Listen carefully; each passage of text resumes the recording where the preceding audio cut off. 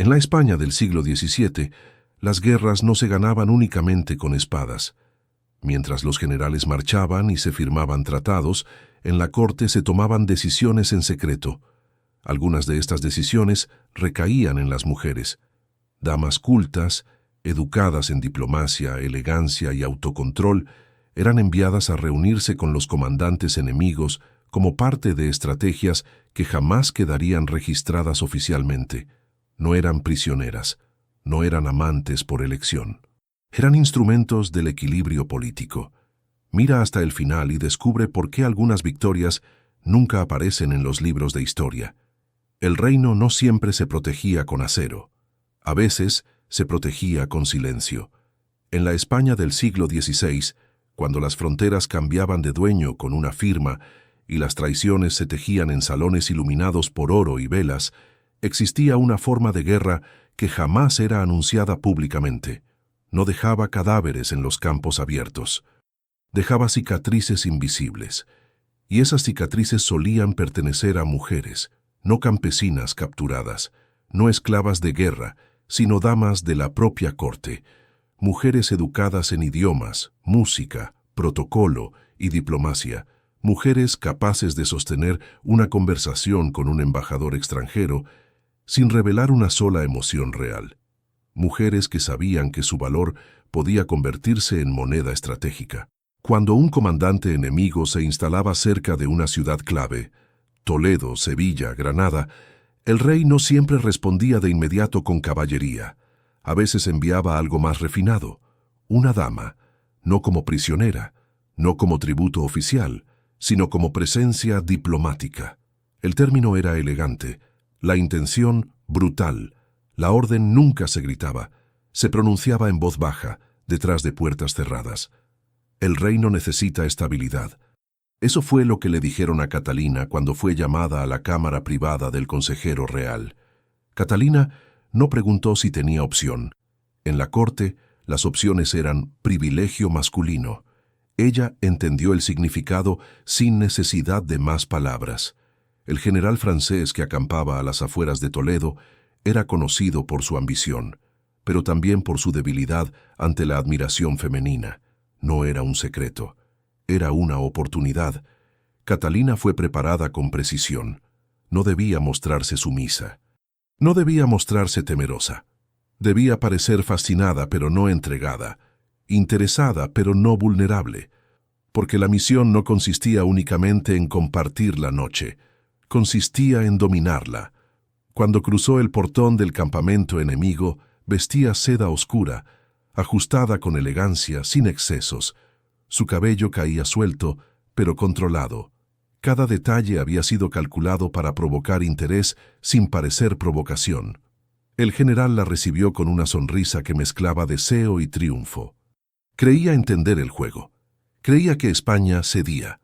No imaginaba que España avanzaba. La primera conversación no ocurrió en la cama. Ocurrió frente a una mesa con vino. El general habló de su ejército, de sus hombres, de su superioridad numérica. Catalina escuchó con atención genuina. No lo interrumpió, no lo corrigió, solo preguntó. Preguntas suaves, preguntas inteligentes, preguntas que parecían admiración. Cada respuesta que él ofrecía era una pieza más del mapa que ella comenzaba a reconstruir mentalmente. Cuando finalmente la distancia entre ambos se redujo, no fue por impulso, fue por decisión estratégica. Él creyó que la proximidad era conquista.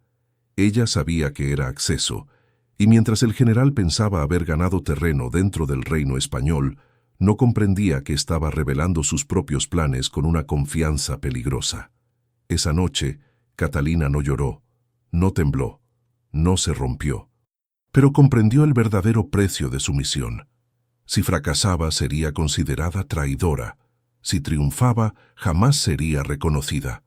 Porque en la historia oficial, las victorias pertenecen a los reyes, los sacrificios silenciosos pertenecen a las sombras.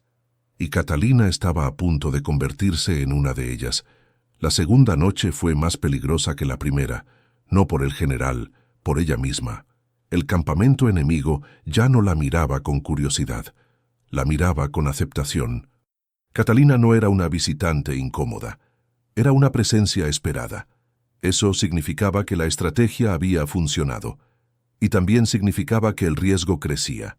El general comenzó a confiar, demasiado rápido. Le habló de rutas de abastecimiento, de la falta de disciplina de ciertos oficiales, de un posible avance hacia el sur si las negociaciones no prosperaban.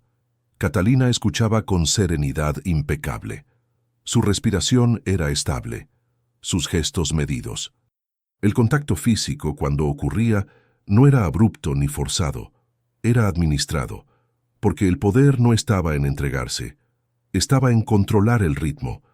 Cada vez que el general intentaba acelerar la proximidad, ella reducía el paso. Cada vez que él se volvía demasiado seguro, ella introducía una duda suave, casi invisible. ¿Y si el rey responde antes de lo previsto?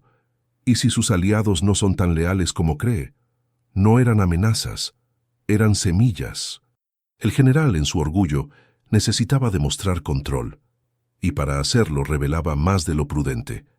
Mientras tanto, en el Palacio de Toledo, el consejero real aguardaba noticias. No podía enviar mensajeros frecuentes. Eso levantaría sospechas. Catalina debía transmitir información a través de señales indirectas. Un pañuelo enviado con un comerciante específico, una frase acordada previamente en una carta aparentemente inocente, un color distinto en el sello de cera. Nada evidente. Todo calculado. Pero el peligro no estaba solo en el exterior. Dentro del campamento, un capitán francés comenzó a observar con demasiada atención. No confiaba en la llegada repentina de una dama española. No creía en la diplomacia romántica. Una noche, cuando el general se retiró brevemente, el capitán se aproximó a Catalina. «España es famosa por su astucia», dijo con una sonrisa tensa, «y por sus mujeres inteligentes». No fue una acusación directa, fue advertencia.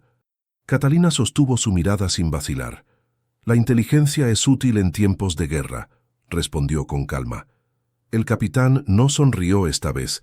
Desde ese momento, ella comprendió que la misión entraba en una fase crítica. Ya no bastaba con seducir al general. Debía neutralizar sospechas internas. Esa noche, cuando el general regresó a sus aposentos y la atrajo con más intensidad que en ocasiones anteriores, Catalina sintió el peso completo de su papel. No era solo información lo que estaba en juego. Era credibilidad. Si parecía distante, el general dudaría. Si parecía demasiado entregada, el capitán sospecharía. El equilibrio era milimétrico.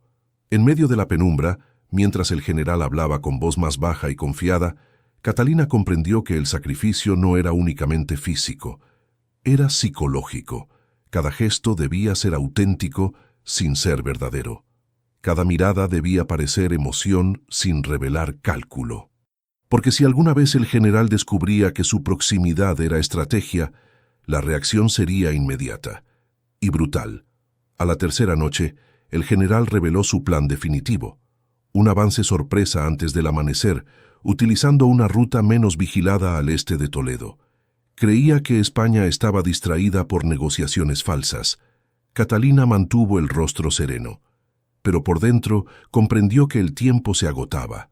Debía enviar la señal esa misma madrugada, y hacerlo sin despertar la sospecha del capitán. Cuando el general finalmente se quedó dormido, confiado, satisfecho, convencido de su dominio, Catalina se levantó con suavidad. Cruzó la tienda con paso silencioso. Tomó el anillo que llevaba siempre consigo. Un anillo cuyo grabado interno contenía una marca específica. Lo dejó discretamente dentro de una bolsa de provisiones que sabía sería entregada al amanecer a un proveedor español infiltrado. Era el código acordado. Ruta este. Ataque antes del alba. Regresó a la cama antes de que el general despertara. Se acomodó junto a él, y por primera vez sintió un estremecimiento real. No de miedo, sino de conciencia. Si la información llegaba tarde, Toledo caería. Si llegaba a tiempo, el ejército español interceptaría el avance, y el general comenzaría a sospechar traición. No tendría muchas opciones para señalar culpables, pero Catalina estaría allí. demasiado cerca, demasiado presente, demasiado inteligente. El amanecer siguiente decidiría no solo el destino de la ciudad, sino el suyo propio. El amanecer llegó con un silencio extraño, demasiado ordenado, demasiado tranquilo. El general despertó convencido de que en pocas horas tendría a Toledo arrodillada. Se vistió con prisa contenida, dio órdenes breves, caminó con seguridad hacia el exterior de su tienda. Catalina permaneció sentada en el lecho unos segundos más. Sabía que, si todo había salido como debía, la emboscada ya estaría preparada. Sabía también que, si algo fallaba, la ciudad ardería. El campamento comenzó a moverse.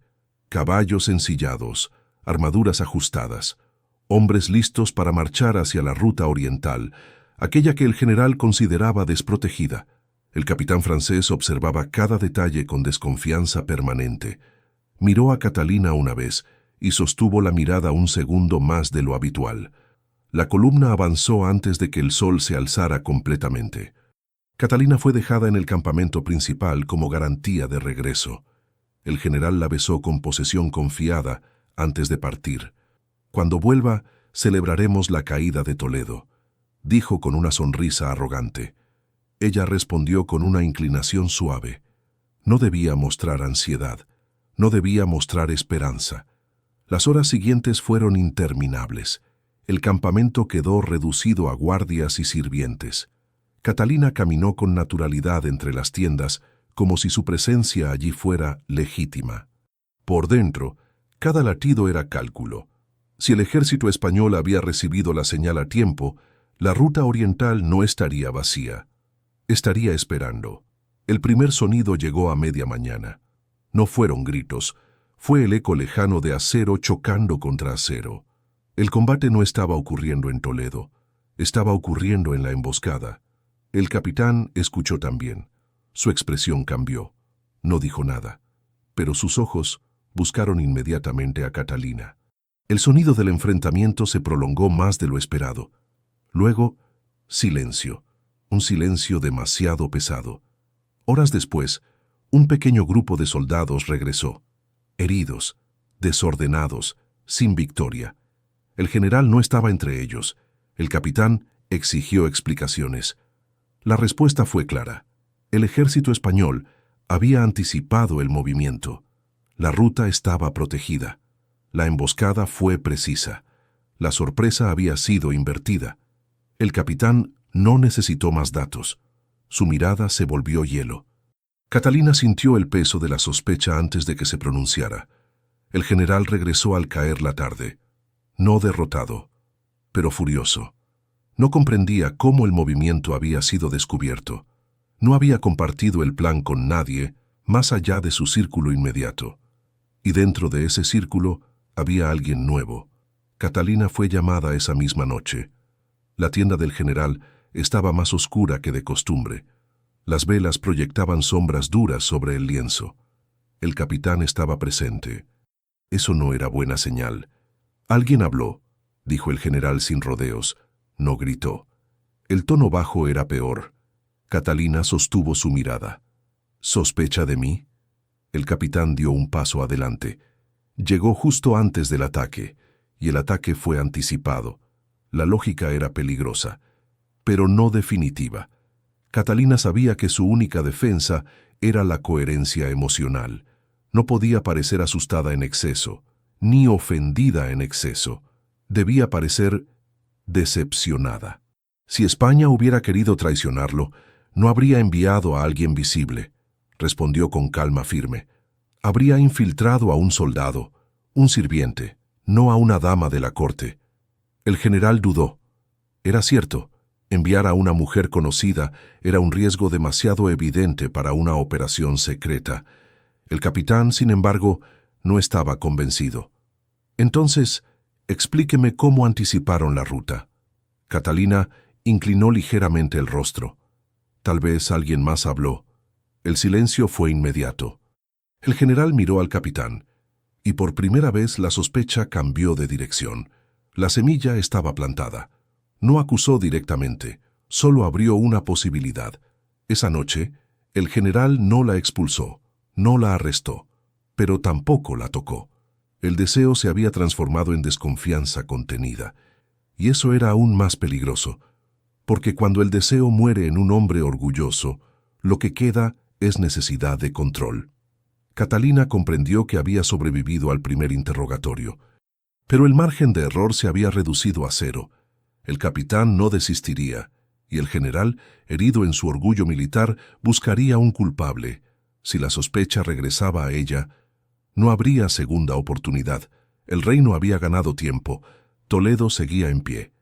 Pero ahora Catalina estaba atrapada en territorio enemigo con un hombre que comenzaba a desconfiar de su propia vulnerabilidad. Y los hombres orgullosos, cuando se sienten expuestos, no reaccionan con diplomacia, reaccionan con castigo.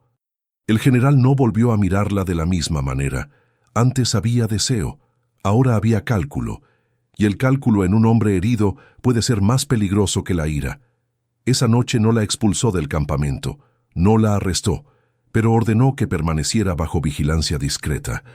2 guardias más cerca de su tienda, movimientos limitados, conversaciones observadas. El mensaje era claro, no confiaba. Catalina comprendió que la siguiente fase no sería de seducción, sería de resistencia psicológica. El general comenzó a hacer preguntas indirectas, no sobre el ataque, sobre ella. ¿Qué piensa realmente del rey de España? ¿Cree usted que la guerra es inevitable? ¿Sacrificaría algo personal por la estabilidad de su tierra? No eran preguntas inocentes. Buscaban fisuras. Catalina respondía con equilibrio medido. Nunca defendía al rey con fervor exagerado. Nunca criticaba la guerra con emoción evidente. Se mantenía en la línea diplomática exacta que había aprendido desde niña. El capitán seguía observando. Una tarde, mientras el general revisaba mapas en otra tienda, el capitán se acercó a ella con una sonrisa contenida. «Es admirable su compostura», dijo. «Muchas mujeres ya habrían suplicado regresar a su ciudad». Catalina no retrocedió. Muchas mujeres no fueron educadas para entender la guerra. El capitán inclinó levemente la cabeza. «La educación no elimina la lealtad». La frase fue directa. Catalina comprendió el subtexto. Estaban probándola. Esa noche, el general cambió la dinámica. No hubo conversación prolongada, no hubo vino, no hubo música. La atrajo hacia sí con una firmeza distinta. No es brutal, pero dominante. Era una forma de reafirmar control. Catalina percibió la intención de inmediato. Si reaccionaba con resistencia visible, confirmaría sospechas. Si reaccionaba con entrega excesiva, perdería credibilidad.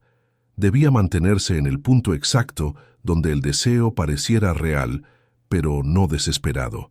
El general buscaba algo más que proximidad. Buscaba certeza. Quería sentir que aún tenía poder sobre ella.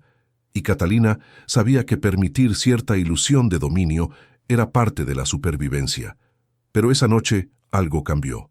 El general habló menos. Observó más, como si intentara leer pensamientos en su silencio. Cuando finalmente se apartó, sus ojos no eran los de un hombre satisfecho, eran los de un hombre que no había decidido todavía, y la indecisión es territorio peligroso. Al día siguiente, Catalina notó un movimiento inusual. El capitán había enviado mensajeros hacia otra ruta cercana a Toledo. Un segundo intento, no tan grande como el anterior, pero suficiente para probar si la información volvería a filtrarse. Era una trampa.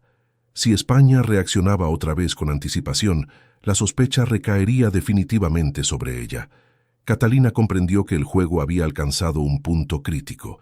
No podía enviar señal alguna, no podía advertir. Debía permanecer inmóvil, aceptar que el reino no sería protegido esta vez por su intervención. Esa fue la primera vez que sintió el peso real del sacrificio, porque ahora debía elegir entre su seguridad o el destino de una pequeña guarnición española en la frontera. Si enviaba información, confirmaría traición. Si guardaba silencio, soldados españoles podrían morir. El pacto con el reino no era solo político, era moral. Esa noche, el general la observó mientras ella permanecía más callada que de costumbre. «Está distante», comentó. «Estoy pensando», respondió ella con serenidad. «¿En España?» Catalina sostuvo su mirada. «En la guerra». No era mentira, pero tampoco era confesión. El segundo avance ocurrió al amanecer siguiente. Catalina no envió señal alguna. Esperó. Las horas pasaron. El sonido del combate fue breve. Esta vez, los soldados franceses regresaron con éxito parcial. Una posición menor española había sido tomada. No fue victoria decisiva, pero fue suficiente. El general observó a Catalina durante el anuncio. No vio alivio en su rostro. No vio tensión. Solo quietud. Y en esa quietud comenzó a desmoronarse la sospecha. Si ella fuera la informante, habría intentado impedir también ese movimiento. El capitán, sin embargo, no estaba convencido, porque la inteligencia verdadera sabe cuándo intervenir y cuándo no. La guerra seguía activa. El reino seguía en peligro, pero ahora Catalina había ganado algo más valioso que cualquier información. Había ganado tiempo dentro de la mente del general, y en ese tiempo podría surgir algo más poderoso que el deseo, confianza, o algo todavía más peligroso, sentimiento. La segunda maniobra militar había funcionado. No fue una victoria gloriosa, pero sí suficiente para devolverle al general parte de su orgullo herido. Los hombres celebraron con moderación. El campamento recuperó cierta confianza, y Catalina comprendió algo fundamental. El equilibrio se había desplazado. La sospecha directa contra ella ya no era tan sólida. El general comenzaba a reconsiderar. El capitán seguía desconfiando, pero su influencia dependía del estado de ánimo de su superior. Y ahora el superior estaba menos iracundo, más reflexivo. Esa noche, el general no habló de guerra. Habló de sí mismo, algo que no había hecho antes. Contó episodios de campañas anteriores, de derrotas que lo marcaron, de decisiones que aún lo perseguían en silencio. No lo hizo como confesión dramática, lo hizo como hombre que busca ser entendido, y ahí residía el nuevo peligro. La misión de Catalina siempre había sido estratégica, pero cuando el enemigo comienza a revelar vulnerabilidad auténtica, la estrategia se complica, porque el vínculo deja de ser unilateral. Ella escuchó con atención verdadera, no fingida, y eso cambió la energía entre ambos. El general la miró de forma distinta, no como conquista, no como instrumento, sino como presencia. ¿Alguna vez ha temido perderlo todo?, preguntó él en voz baja. Catalina sintió el peso de la pregunta. Temer perderlo todo era exactamente lo que ella hacía cada noche, pero no podía responder con dramatismo. «En tiempos de guerra todos lo hacemos», contestó con serenidad. La respuesta era correcta, neutral. Pero su mirada por un segundo dejó escapar algo humano. El general lo percibió, y esa percepción comenzó a erosionar la distancia emocional que ella había construido con tanto cuidado. Mientras tanto, en Toledo, el Consejo Real evaluaba la situación. La información obtenida por Catalina había permitido reforzar defensas clave. La ciudad seguía en pie, pero el conflicto no estaba resuelto. La presencia del general cerca de la frontera continuaba siendo amenaza constante. Y cuanto más tiempo Catalina permaneciera en el campamento, mayor sería el riesgo de exposición. En el campamento francés, el capitán no se rendía. Había notado el cambio en el general, había notado la suavidad creciente, y eso le resultaba sospechoso. Una noche, cuando el general fue llamado a discutir estrategias con otros oficiales, el capitán interceptó a Catalina fuera de la tienda principal. «Se ha vuelto demasiado influyente», dijo sin rodeos. Ella sostuvo la mirada. «¿Influyente en qué sentido?» «En el sentido de que mi comandante escucha más de lo habitual cuando usted habla». La frase no era acusación directa, era advertencia clara. Catalina comprendió que el capitán no temía espionaje únicamente, temía desplazamiento. En la guerra, el mayor enemigo de un oficial no siempre es el ejército contrario. A veces es la pérdida de confianza interna. El capitán veía en ella una amenaza indirecta a su posición. y los hombres que sienten amenazada su posición reaccionan con rapidez. Esa misma noche, el general regresó más silencioso que de costumbre. La tensión entre él y el capitán era evidente. Catalina no preguntó. Esperó. Fue el general quien habló primero. Hay hombres que creen que su presencia altera mi juicio. La frase cayó pesada. Catalina sabía que cualquier reacción exagerada podría confirmar dudas. ¿Y altera su juicio?, preguntó con voz suave. El general la observó largo tiempo. Demasiado tiempo. Me obliga a pensar más. No era respuesta que el capitán desearía escuchar, pero era sincera. El vínculo estaba evolucionando. Ya no era únicamente intercambio de información y manipulación controlada. Había surgido algo más complejo: respeto. Y el respeto entre enemigos es territorio peligroso, porque puede transformarse en algo que ninguna estrategia contempla. Catalina sintió por primera vez una fisura en su propia disciplina emocional. No era compasión, era comprensión. Y comprender al enemigo puede debilitar la claridad de la misión. Esa noche, cuando el general se aproximó, la tensión fue distinta. No había necesidad de demostrar dominio, no había deseo de probar inocencia. Había silencio compartido, y en ese silencio, Catalina comprendió el nuevo riesgo. Si el general comenzaba a confiarla más allá de lo estratégico, podría decidir protegerla. Y si decidía protegerla, el capitán interpretaría traición interna. El equilibrio ya no dependía solo de información militar, dependía de emociones humanas en un entorno de guerra. Y las emociones, cuando entran en conflicto con el deber, siempre cobran precio. Catalina sabía que el momento decisivo se acercaba. El reino seguía esperando resultados.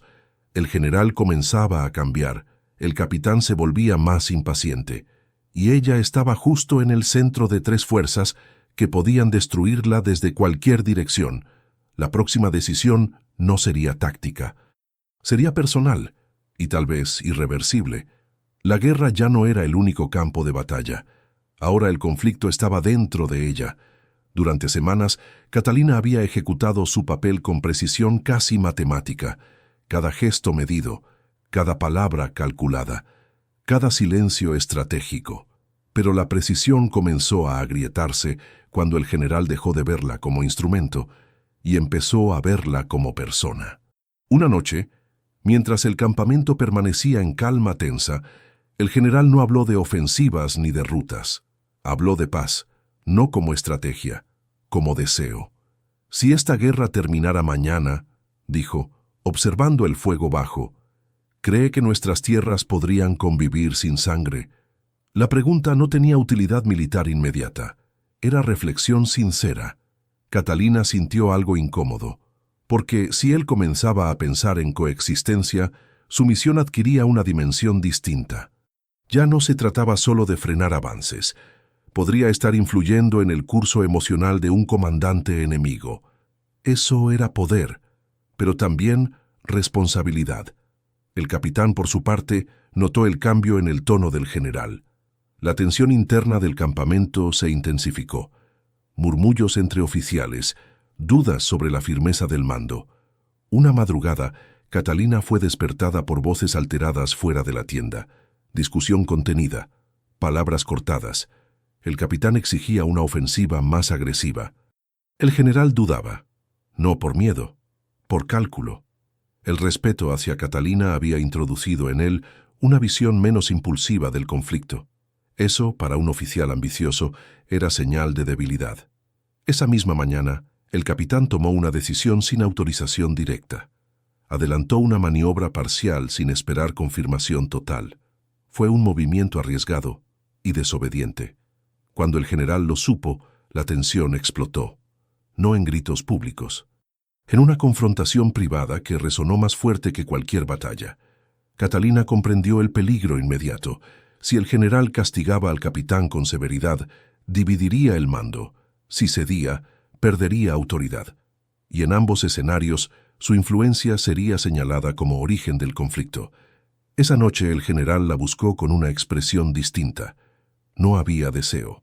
No había calma, había conflicto interno. Creen que he cambiado, dijo en voz baja, que pienso más en usted que en la guerra. La frase era directa, brutalmente honesto. Catalina sabía que el siguiente momento definiría todo. Podía reforzar el vínculo, podía aprovechar esa confesión, o podía romper la conexión para proteger su misión. Respiró profundamente. Si piensa más antes de atacar, eso no es debilidad, respondió. Es inteligencia. No fue declaración sentimental, fue argumento estratégico, pero el general la miró como si esperara algo más, algo personal.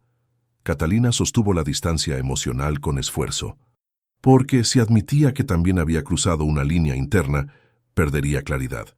El general se acercó un paso. Si todo termina, ¿qué será de usted? La pregunta era peligrosa, porque insinuaba un futuro compartido, y Catalina no podía permitirse imaginarlo. No estaba allí para construir futuro, estaba allí para impedir destrucción. Seré lo que siempre fui, respondió con serenidad, una mujer al servicio de su reino. La respuesta fue como una puerta cerrándose suavemente. El general comprendió, y en su comprensión hubo algo cercano al dolor. Esa noche no hubo cercanía, hubo distancia consciente. Ambos entendieron que el vínculo había alcanzado su límite. La guerra no permitía espacios para sentimientos genuinos entre enemigos. Al amanecer llegaron noticias inesperadas. Refuerzos españoles avanzaban con mayor organización que antes. Las rutas del general estaban siendo bloqueadas progresivamente. No era simple coincidencia, era estrategia bien coordinada. La presencia de Catalina había ganado tiempo suficiente para reorganizar el frente. El general comenzó a aceptar lo inevitable. La campaña no sería victoria rápida. La presión interna aumentaba. El capitán exigía medidas drásticas, y Catalina sabía que la última decisión se aproximaba. Si el general optaba por retirada negociada, ella habría cumplido su misión. Si elegía ataque desesperado para recuperar autoridad, la violencia sería inmediata. Y su posición dentro del campamento se volvería insostenible. La línea entre deber y sentimiento ya estaba marcada. Ahora solo quedaba el desenlace. La decisión no llegó con un anuncio solemne. Llegó con cansancio. El general pasó la noche anterior despierto, sentado frente al mapa extendido sobre la mesa. Las velas se consumieron lentamente mientras analizaba rutas, refuerzos y posibles retiradas. No era un hombre acostumbrado a retroceder, pero tampoco era un necio. Los informes confirmaban lo evidente. Las defensas españolas se habían fortalecido. Los movimientos eran más precisos, las respuestas más rápidas. Alguien en Toledo estaba anticipando demasiado bien. El capitán insistía en un ataque total. Si dudamos ahora, perderemos autoridad, decía con voz firme. Los hombres necesitan una victoria contundente. El general lo escuchaba, pero no respondía de inmediato. Catalina permanecía al margen, sin intervenir. Sabía que cualquier palabra en ese momento sería interpretada como manipulación. El conflicto ya no era entre España y Francia, era interno, era entre impulso y cálculo. Al amanecer, el general reunió a sus oficiales. No levantó la voz, no mostró ira. Anunció una retirada estratégica hacia una posición más segura, con la intención de renegociar términos. El capitán quedó en silencio. Era derrota diplomática, no militar, pero seguía siendo retirada. La decisión evitaba un baño de sangre inmediato y otorgaba a España algo invaluable, tiempo definitivo para consolidar su defensa. Catalina comprendió que la misión había alcanzado su punto máximo. El reino estaba protegido, sin victoria gloriosa, sin desfile, sin reconocimiento, pero protegido. Sin embargo, el precio aún no estaba pagado. La retirada generó resentimiento entre ciertos oficiales. El capitán no disimulaba su frustración.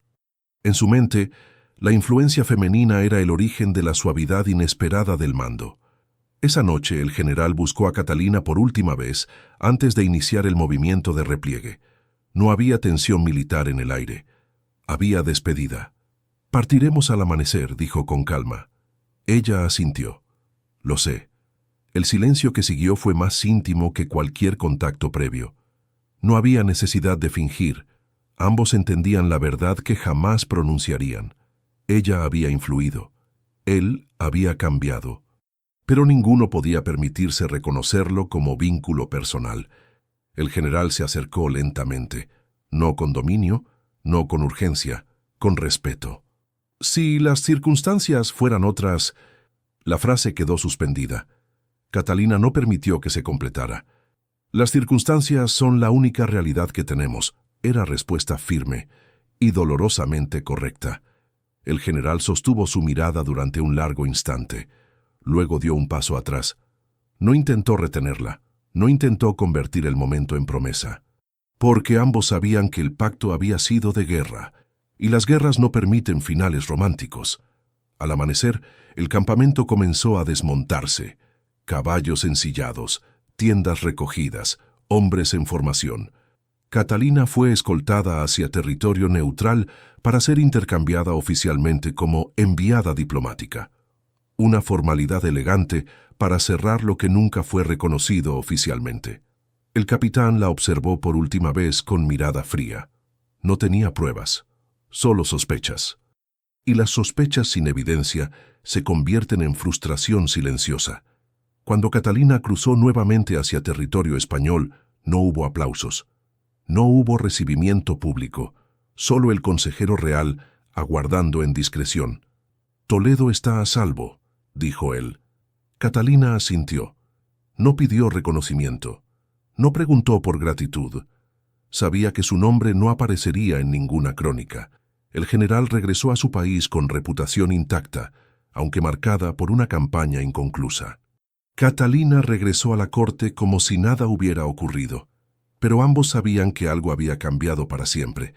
La guerra continuaría en otras fronteras, con otros comandantes, con otras estrategias. Pero aquella batalla específica se había ganado en la penumbra, en conversaciones nocturnas, en tensión contenida, en sacrificio invisible. Y lo que jamás sería contado oficialmente es que el destino de una ciudad entera fue sostenido por una mujer que comprendió que, a veces, proteger un reino no significa blandir una espada.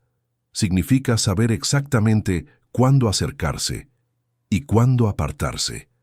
El regreso a la corte no tuvo música, no hubo ceremonia, no hubo palabras de gratitud pronunciadas en público. Catalina cruzó los portones de Toledo como si regresara de una visita diplomática ordinaria. El protocolo fue impecable. El silencio absoluto. El consejero real la recibió en una sala privada. No preguntó detalles íntimos, no necesitaba hacerlo. Ya había confirmado que el general francés había retrocedido y que las defensas españolas habían sido reorganizadas con tiempo suficiente para impedir un asedio mayor. «El reino permanece intacto», dijo el consejero. Esa fue la única frase que importaba. No hubo agradecimiento emotivo. No hubo promesas. En la corte, los sacrificios silenciosos no se celebran. Se archivan en la memoria de quienes saben y se olvidan oficialmente. Catalina regresó a su vida pública con naturalidad estudiada, participaba en recepciones, conversaba con embajadores, sonreía con elegancia medida. Nadie que la observara podría imaginar las noches pasadas en territorio enemigo. Y esa invisibilidad era parte del pacto. Con el paso de los meses, la guerra tomó otros rumbos, nuevos comandantes, nuevas estrategias, nuevas amenazas. Pero el nombre del general francés nunca volvió a aparecer cerca de Toledo. Se decía que había sido trasladado, que su campaña había sido considerada indecisa, no derrotado, pero tampoco victorioso. Catalina comprendió lo que eso significaba. Su influencia no solo había protegido la ciudad, había alterado el curso de una carrera militar. Una tarde, durante una recepción formal en el palacio, un embajador extranjero mencionó de manera casual al antiguo general francés. «Dicen que se volvió más prudente después de España», comentó. Catalina no reaccionó, no mostró sorpresa, pero en su interior comprendió algo que jamás podría compartir. El respeto que nació en la penumbra había sobrevivido a la guerra. No como novela, no como nostalgia, sino como conciencia. la conciencia de que ambos habían elegido contenerse. El general había podido ordenar un ataque desesperado para preservar su orgullo. No lo hizo. Catalina había podido traicionarlo completamente para asegurar una victoria devastadora. No lo hizo. El equilibrio fue preservado por ambos. Ese fue el verdadero pacto. No el contacto, no la seducción, sino la contención mutua. Años después, cuando nuevas jóvenes damas ingresaban en la corte, algunas escuchaban rumores vagos sobre misiones diplomáticas delicadas, sobre sacrificios no escritos. Nadie mencionaba nombres, pero el precedente existía. España había aprendido que el poder también puede sostenerse con inteligencia femenina, sin proclamas, sin monumentos, sin reconocimiento oficial. Catalina envejeció dentro del palacio con reputación intacta. Nunca fue señalada, nunca fue exaltada, pero en ciertas decisiones estratégicas, su opinión comenzó a ser consultada con discreción. No, como heroína, como mujer que comprendía la guerra desde un ángulo que pocos hombres podían entender. El reino siguió enfrentando conflictos, pero aquella campaña en Toledo quedó como ejemplo silencioso de una verdad incómoda. A veces la frontera más fuerte no es una muralla. Es una mujer que sabe administrar deseo, información y poder sin perderse a sí misma. En los archivos oficiales, la historia registró movimientos militares, tratados y nombres de generales. Nunca registró la noche en que una ciudad fue salvada en la penumbra de una tienda de campaña. Nunca registró el sacrificio calculado. Nunca registró el equilibrio emocional que impidió una masacre. Pero en los muros antiguos del palacio, en los corredores donde se susurran historias que jamás llegan al papel, el eco de esa misión permanece, no como escándalo, no como romance prohibido, sino como recordatorio de que el poder más sofisticado no siempre empuña espada. A veces se sienta frente al enemigo, lo escucha, lo entiende, y decide exactamente hasta dónde acercarse. Porque en la historia de España hubo mujeres obligadas a dormir con el enemigo para proteger el reino, pero lo que nadie entendió del todo es que muchas veces fueron ellas quienes dominaron la guerra sin que nadie lo supiera.